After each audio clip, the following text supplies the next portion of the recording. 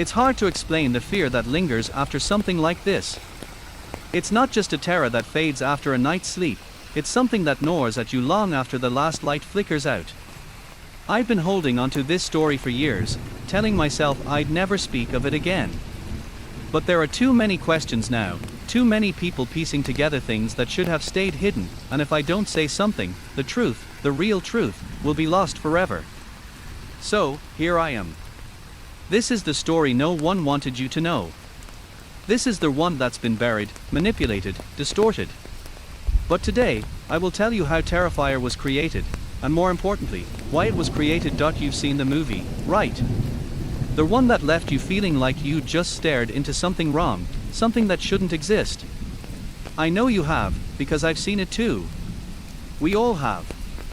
But what you don't know, what they've hidden from you, is that it's all real. Every terrifying detail. Every blood-soaked scene. It's all based on what happened to me. I wasn't just some unlucky extra on set or a guy who stumbled into the wrong film shoot. No, I was the one who lived it, the one who barely survived it, and that's not something you forget. The movie's only a glimpse. The real story. That's something no one should ever have to live through. Let me backtrack a bit. You see, it wasn't always this way. It wasn't always about him. The monster. The one you know as Art the Clown. I knew him as something else before that.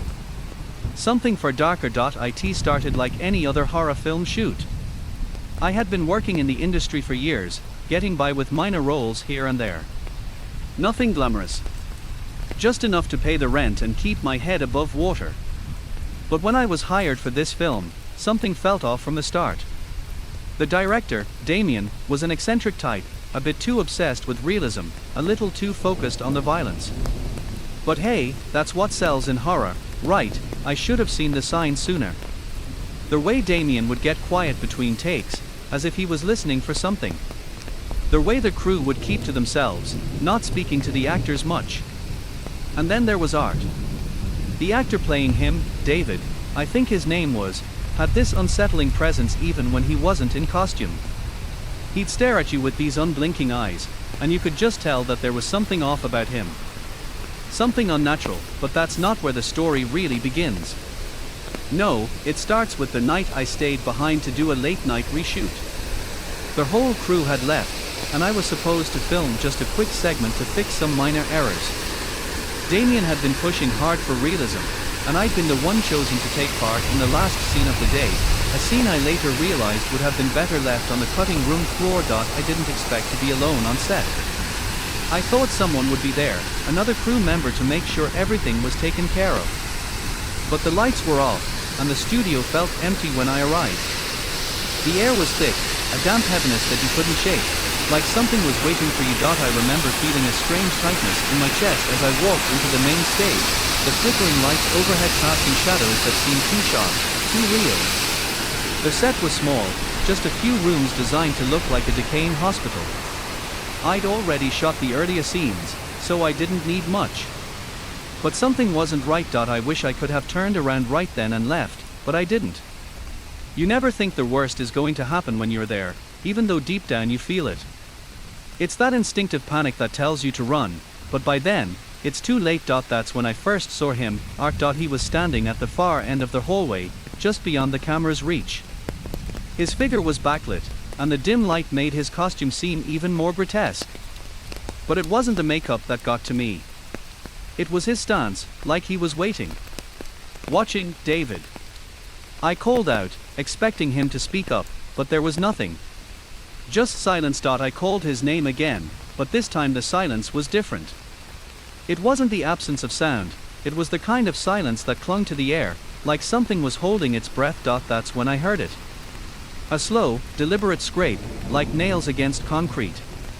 I turned, thinking maybe the set had shifted, but there was no reason for the sound to come from behind me. I had to check. Turning around, I felt the air grow colder, like the temperature had dropped in an instant. I moved toward the sound, trying to rationalize it, telling myself it was just a prop or the result of some old equipment malfunctioning. But when I turned the corner, there he was again. This time closer, his face inches from mine. I froze. He didn't speak. didn't move. But somehow, I knew he wasn't acting anymore. This wasn't the character anymore. This was something else, something real. His mouth stretched into a wide, grotesque grin. He tilted his head, studying me like a specimen under a microscope, and then slowly, ever so slowly, he took a step forward. I wish I could tell you what happened next, but I don't know how to explain it. It wasn't like a regular movie scene where you know you're in danger, but you can still breathe. This was different. I felt like I was suffocating, like every step I took was pulling me deeper into his world. The one he controlled, and that's when I understood. What was happening wasn't for the cameras. It was real. He wasn't just playing a role. He was hunting me. I don't know how long I stood there, paralyzed by that grotesque smile on ART's face.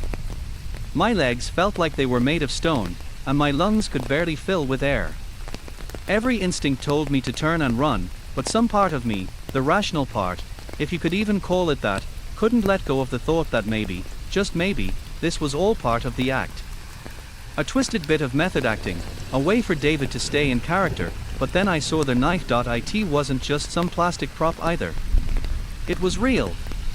The reflection from the stage lights glinted off the blade, cold and sharp, and I could see the raw edges of the steel. This wasn't part of the script. It wasn't part of the movie at all. David, my voice cracked as I tried to force the words out, but he didn't respond. His eyes didn't blink, didn't shift. He just kept staring, that sick grin slowly curling further into something unnatural. It was like he was enjoying my fear. Then, before I could think, he lunged. I barely managed to step back in time. The knife missed my side by inches, but the sheer speed of it sent a shockwave of terror through me. I stumbled backward, tripping over something on the floor and crashing into a nearby prop. The sound was deafening in the silence of the empty studio. I hit the ground hard, but I didn't have time to register the pain. I looked up, expecting to see him looming over me, knife raised, but there was nothing. Just the empty hallway. Just the shadows. I didn't know if I should move or if I was imagining things. The lights flickered again, this time going out completely, and I was left in total darkness. That's when the noises started. At first, it was a low, guttural hum, like the deep growl of some animal hiding just out of sight. Then came the scratching again, more frantic this time. Nails on concrete. I strained my ears, trying to locate the source, but everything around me was enveloped in that thick, suffocating silence. Suddenly, the light snapped back on, blinding me for a moment. My heart raced, and I scrambled to my feet, my mind a whirlpool of confusion. But I wasn't alone anymore. He was there. Standing right in front of me. Too close. My breath hitched as I looked up at his face, twisted, painted, the same disfigured features I had seen on set, but now they were so much worse. There was something in his eyes that I had missed before. It wasn't madness. It wasn't just hatred. It was pure, undiluted malice, and it wasn't just in his eyes. It was in the way his fingers curled around the handle of the knife, like he had all the time in the world. Like he wasn't just some actor playing a role. No, this was a predator. This was something that thrived on fear. I didn't think. I didn't even process what was happening until it was too late. He was already moving, lunging at me again with that terrifying speed. The blade slashed through the air just inches from my face, and I felt the rush of cold air as it passed. I stumbled backward, crashing into a nearby door. My hand reached for the handle instinctively, but it wouldn't turn. Locked. Of course. I turned in a panic, my heart hammering in my chest, and saw another door just a few feet away. It was my only chance. I ran like I'd never run before, as if my life depended on it, and it did. The lights above me flickered again, casting shadows that seemed to follow me, to close in. Each step I took felt like it was drawing me further into his twisted world, and yet I couldn't stop. I couldn't let him catch me. The second door, thank God, was open.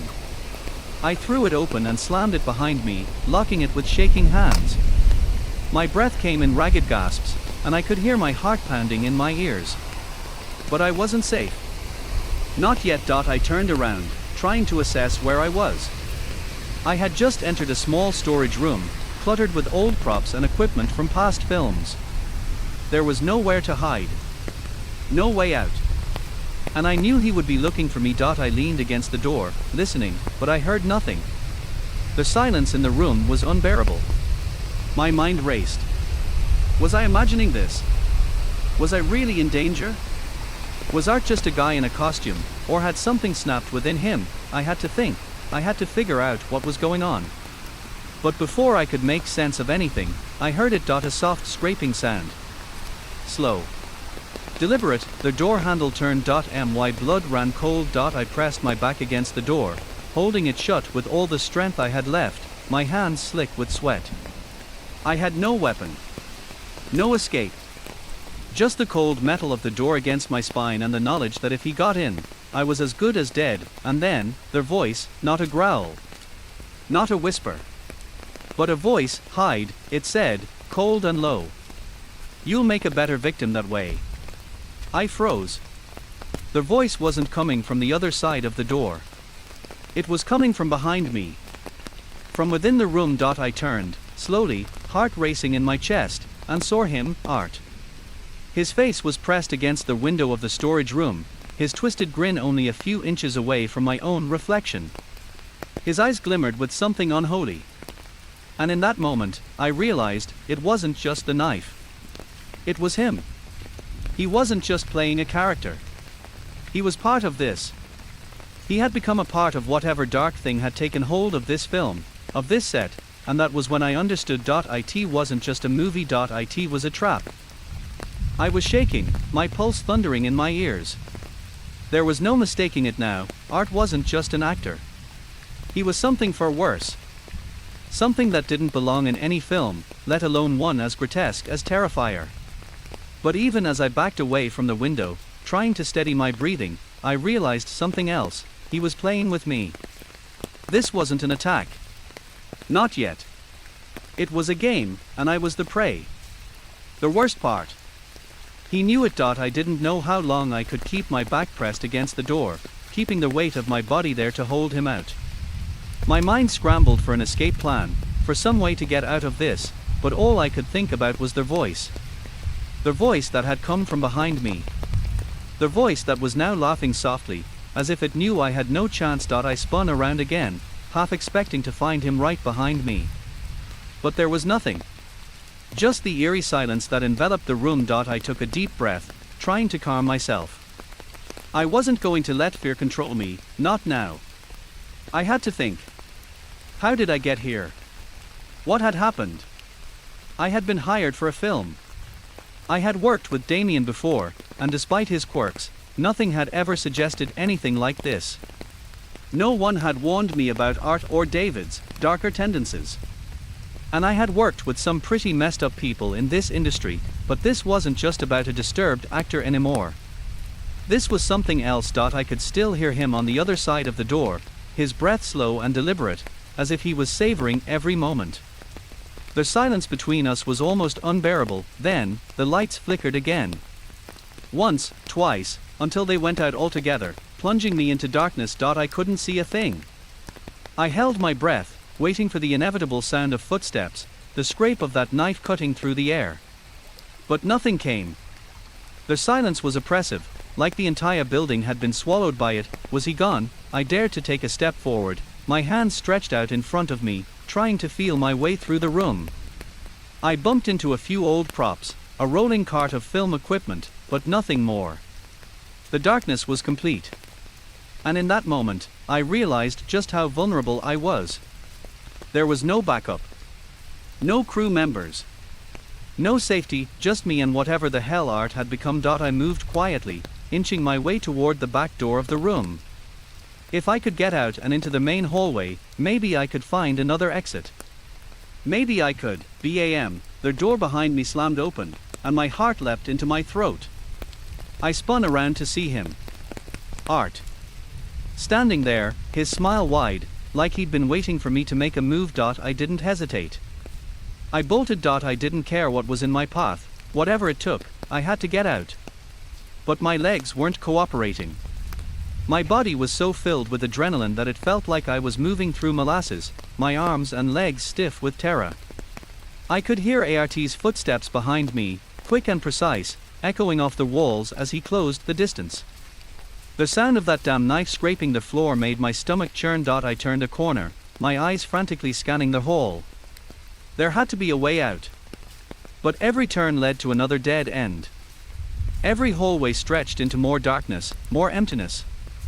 It was like the building itself was changing, shifting, trapping me in a labyrinth of terror. Why wasn't anyone coming to help? I felt the weight of the building closing in on me. I could hear his breathing now, getting louder with each step. I knew he was getting closer, and I wasn't sure how much longer I could keep running. Then, a flash of light. At first, I thought it was just my vision playing tricks on me, a result of the panic running through my veins. But no, there was a light ahead. It flickered on, illuminating a small stairwell at the end of the hallway. I didn't think twice. I dashed toward it, my heart slamming in my chest. But just as I reached the stairs, a hand shot out from the shadows and grabbed my wrist. I didn't scream. I couldn't. The shock of it was enough to make me freeze, to make me feel the cold fingers digging into my skin. It wasn't ART's hand. I yanked my arm back, stumbling away, my eyes scanning the darkness. Then, another figure stepped out from the shadows. It wasn't Art. It wasn't David either. This was someone I hadn't seen before. A woman. She was dressed in black, her face partially obscured by a hood, but I could see the cold, calculating look in her eyes. She was calm, almost too calm, as if she had all the time in the world, and then, I saw it. The thing that made the world tilt on its axis. A small, silver object dangling from her neck, a pendant. The same one I had seen Damien wear in his office. The one I had thought was just some cheap trinket. Damien.it clicked into place like a lock snapping shut. Damien hadn't just been obsessed with realism. He had been part of this. This whole twisted thing. This wasn't just a movie shoot gone wrong. This wasn't some random encounter with a deranged actor. This was something planned. Something orchestrated. The woman stepped closer, her voice soft but chilling. You should have stayed in your role, darling. This isn't a game anymore. You're not part of the script. I tried to back away, but my legs felt like they were made of concrete. My body was betraying me. She reached out again, grabbing me by the collar and pulling me forward. ART's not here to finish you off, she said, a smile curling at the corner of her lips. Is just the beginning. We have so much more planned for you. I was too dazed to fully comprehend what she meant, but I didn't need to understand it. Not really. I could feel the truth creeping into my skin, crawling beneath it, and I knew it in the pit of my stomach. This wasn't a film. It was a trap, and I was caught in it. I couldn't move. I couldn't think. The woman's grip tightened, and I felt the cold weight of realization settle over me. I had been nothing but a pawn. A piece in their twisted little game. Her hand was still locked on my collar, pulling me forward as if I were nothing more than a rag doll. Her fingers were like ice, sending a jolt of panic through me with every second they lingered. I opened my mouth to scream, but no sound came out. My throat felt as if it had been squeezed shut. The words I wanted to say, the questions I needed answers to, were trapped in my chest. Don't bother screaming, the woman whispered, her voice smooth like silk, but it had a darkness to it that made my blood run cold. It's no use. No one's coming for you. I tried to wrestle free, but she was stronger than she looked. I yanked away, my hand desperately scrabbling at her wrist, but she didn't budge. Her eyes, though hidden beneath the shadow of her hood, gleamed with a cold intensity. I forced my breath into my lungs, finally able to speak, even if my voice was hoarse. What do you want from me? Her lips curled into a smile, and she stepped closer, her presence suffocating. We want you to understand the truth. To know what happens when someone tries to escape the inevitable. You're a part of something much bigger than you realize. Something that's been building for years. The words hung in the air, twisting my mind, and for a brief moment, I thought I might faint. But I had to hold it together. I had to know what was going on. The pieces were starting to come together, but I still couldn't see the full picture. What is this really about? I managed to rasp, forcing the words out. She didn't answer immediately. Instead, she glanced at the hallway behind me, her head tilting slightly, as if listening for something. Then she looked back at me, and her smile widened. "You'll see soon enough," she said cryptically, before shoving me toward the stairwell. I stumbled forward but caught myself against the railing. The grip on my collar finally released, but it didn't matter. I could still feel the bruises forming beneath my skin, the cold touch of her fingers still lingering. My mind raced, but my body felt like it was moving in slow motion. I could hear my heartbeat thudding in my chest, louder than anything else. My thoughts spiraled. Why me? Why this movie? The woman didn't wait for me to gather my bearings. She marched up the stairs, and I had no choice but to follow. The hall was narrow, the only source of light now coming from the faint glow of emergency exit signs. Each step I took felt heavier, like the weight of the entire building was pressing down on me. I wanted to scream, to fight back, but I couldn't even get my limbs to obey. At the top of the stairs, I saw a door, a rusted, old metal door with a thick padlock hanging off the side. My mind screamed at me to turn around, to run, but I knew there was no escaping this. Not anymore. The woman reached for the lock, a key appearing from her pocket with a practiced flick of her wrist. She didn't even glance back at me as she unlocked it. The door creaked open, revealing a room bathed in shadow. I couldn't see what was inside, but I could sense the coldness, the malice that seemed to radiate from it. "Welcome to the real set," she said, her voice barely above a whisper. "This is where the film begins, and where it ends. For you, anyway." I stepped into the room without thinking. My foot caught on the edge of the door frame, but I didn't fall. The air inside the room was thick with an odd, suffocating scent, dust, metal, and something else. Something rotten. As my eyes adjusted to the dim lighting, I began to make out the shapes in the room. Old film equipment. Wooden crates. A few chairs. But it was the far corner that made my blood run cold. There, in the corner, was a screen. A projector hummed quietly, casting an eerie flickering light onto the far wall. But what truly sent a shiver down my spine wasn't the screen itself, it was the figure sitting in front of it, Damien. He sat motionless in a chair, his face partially illuminated by the glow of the projector. His expression was unreadable, but his eyes, they were empty.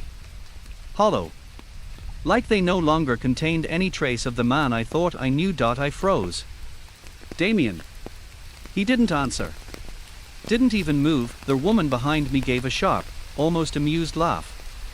"You're starting to understand, aren't you? This isn't just a film.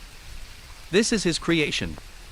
I turned to face her, but the words stuck in my throat. She had to be lying. Damien, he wouldn't be a part of something like this. Wouldn't he? The guy who I thought had a passion for horror, sure, but this? This was beyond anything I could have imagined. But then the projector clicked, and the screen came to life. What I saw made my stomach churn. The images on the screen weren't the usual behind-the-scenes shots you'd expect from a movie set. These weren't clips from Terrifier or any film at all. They were raw, unedited. And they were showing something real. A man, tied to a chair, blooded and bruised, his face twisted in agony. The camera moved slowly around him, capturing every detail, the fear in his eyes, the trembling of his lips, the terror as the figure behind the camera prepared something sharp, something cruel. The images flickered, jumping from one scene to the next. The man was tortured. Not just in the physical sense. There was something worse at play here. Something that made the footage feel wrong, like we weren't just watching it, we were experiencing it. "Who is that?" I whispered, my voice shaky. The woman didn't answer. She stepped forward, her gaze never leaving the screen. "You'll find out soon enough." I wanted to look away. I wanted to run. But I couldn't. My eyes were glued to the screen, and as much as I told myself this wasn't real, part of me couldn't deny it. The more I saw, the more I realized, this was no ordinary film. This was something far more dangerous. I couldn't look away, and I knew, deep down, that the horror was only beginning. I could feel the darkness closing in on me, wrapping around my throat, squeezing out the last bit of air in my lungs. The flickering images on the screen burned into my retinas, their grotesque beauty searing through me like a hot iron. I had tried to rationalize it all, tried to make sense of the twisted reality I had fallen into, but now, as I stood in that room, surrounded by shadows, the truth was undeniable: Damien was part of this. He wasn't just a director. He wasn't just an actor. He was the architect of it all. The man who had created the nightmare, who had brought art to life, who had made me a pawn in the most grotesque production the world would ever see. I took a step back, my legs trembling beneath me.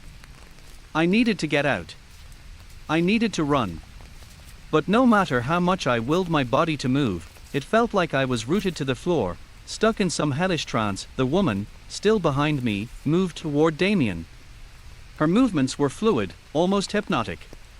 There was something in her presence, something cold, calculated, that made me feel like I was nothing more than a stray animal, caught in the trap of something much larger than I could comprehend.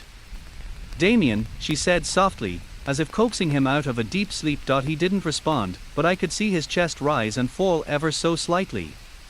He was breathing, just barely. "What have you done to him?"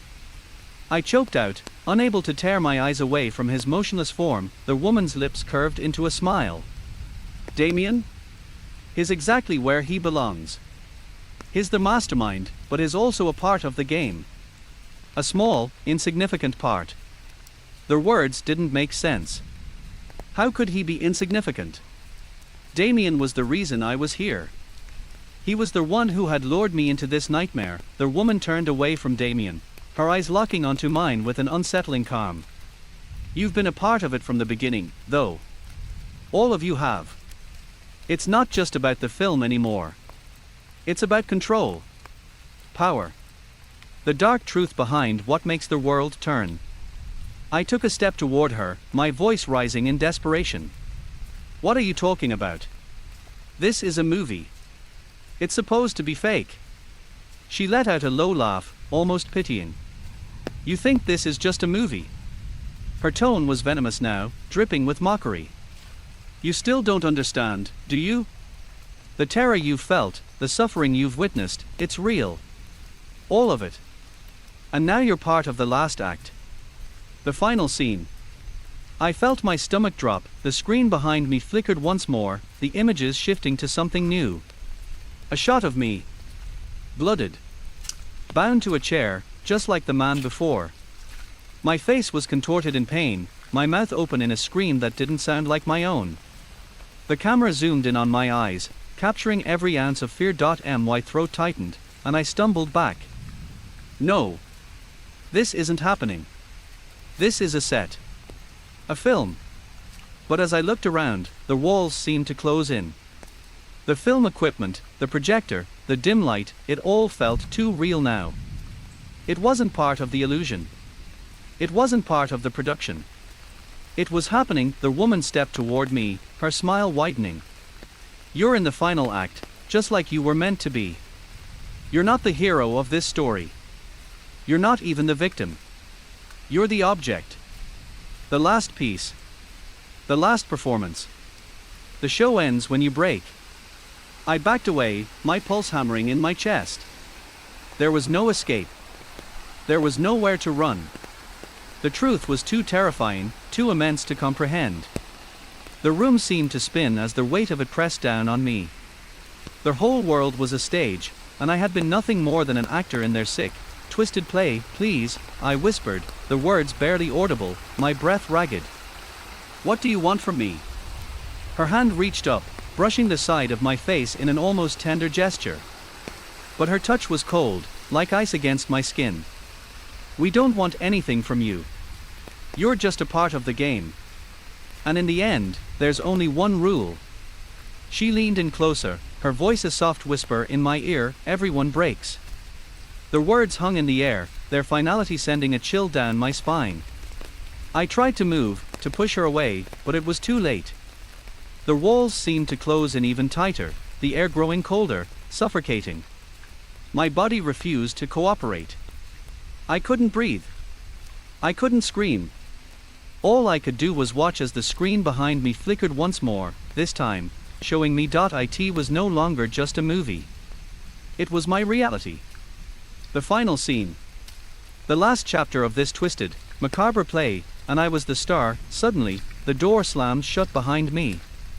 I was trapped. There was no escape. No one to save me. The woman was gone. Damien was gone. And all that was left was the screen. The images. The horror. The camera zoomed in on me. My face. The last scene was beginning, and it wasn't just on the screen. It was real.